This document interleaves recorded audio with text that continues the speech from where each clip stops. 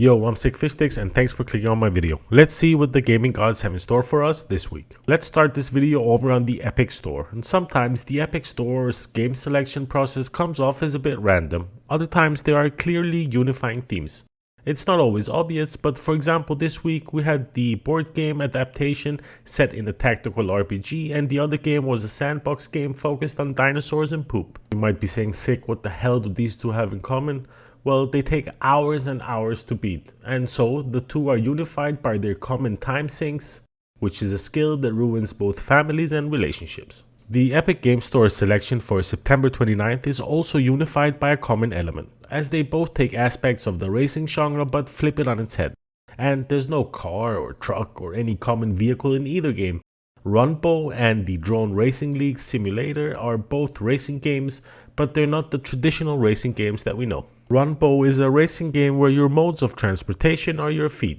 There's combat, various game modes, and a lot of variety to try, but race and run are the main and core concepts of Runbow. Platforming races aren't exactly new, and Runbow has competition from like Speedrunner and the like. On the other hand, Drone Racing Simulator says all it needs to say in the title. Players are able to simulate real-world races, but instead of cars, they're playing around with drones. If you want to try and get your greasy hands onto some running, racing, droning games, then you should head over to the Epic Store because they're free for the next few days. Get them in your library and play them whenever you don't have anything else to play, I guess. Other than yourself, that is. Let's move on.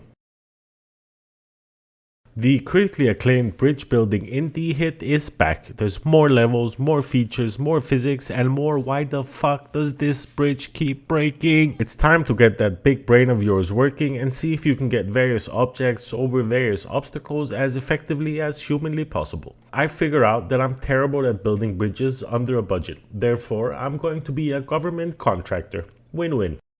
Oh, and if I'm not mistaken, after completion you'll receive like a civil engineer's degree, so that's pretty cool as well.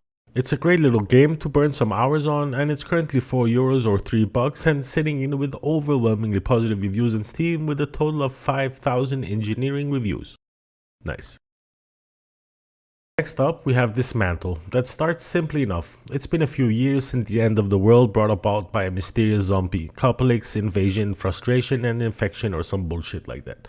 The unnamed player character has been hiding in an underground bunker, Fallout style, to avoid the worst of the apocalypse has to offer. As you ascend from your shelter after many years, a brave new world awaits you, and a world inhabited with nasty and vile creatures like zombies and my ex and her mother.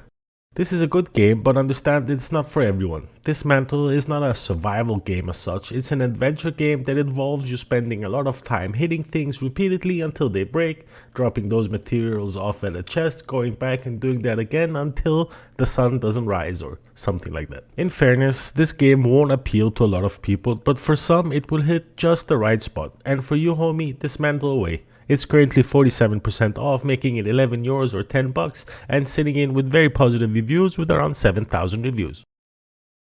Remnant from the Ashes is a hybrid between a traditional third-person shooter RPG such as The Division and the Souls-like genre. Set in a time when an interdimensional plague known as the Root devastated Earth. You're then tasked in finding a way to stop this root, and in doing so, you get to traverse many strange and dangerous dimensions and planets. I remember playing this a few years back and I really enjoyed it. But there was an issue with the level scaling back then that just made the monsters and especially bosses vaporize me on sight. And you know, how much vaporization can one person take? The controller went flying and I still haven't found it till this day.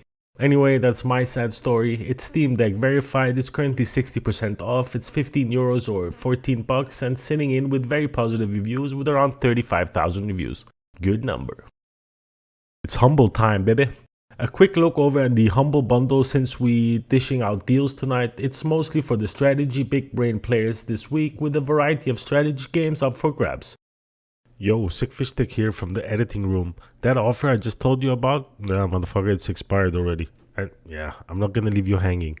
The Humble bundle this week is actually Starlight bundle, which contains funky games as Lego Star Wars, Pinball, Marvel Pinball. Like, why? And who the hell plays Pinball Nah, never mind.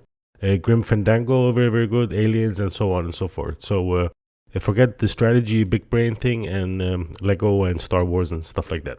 Okay, back to the video. Oh, and just before I forget, Heart of Iron is currently free to play until September 30th.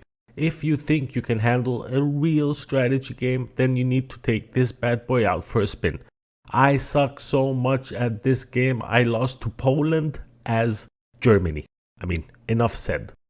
But credit due where credit is due, I think they say. I now have acquired enough World War II trivia knowledge to both impress and worry people at social gatherings. Don't worry, I tend to choose wisely. And that's all I had for you in this one. Thanks a lot for watching, guys. Thumbs up if you liked the video, thumbs down if you didn't, subscribe if you haven't, like, why not? That's about it. I'll see you Sunday. Peace.